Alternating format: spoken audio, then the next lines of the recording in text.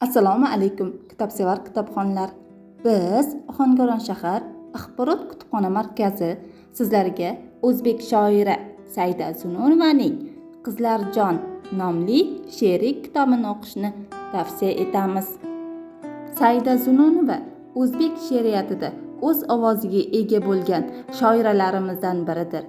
Vafo va sadoqat timsoliga aylangan bu betakror ijodkor o'zining matonati, yoriga sadoqati bilan ham dunyodagi jamiki ayollarga ibrat bo'ladigan hayot yo'lini bosib o'tgan. Shoiraning har bir she'rida beg'ubor va beozor ma'suma bir insonning qalb sadolari aks etib turgandek.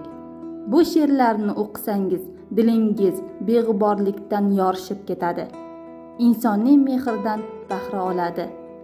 Ushbu she'riy kitobda betakror shoira Saida Zununovaning eng sara she'rilari hamda dostonlaridan saralangan.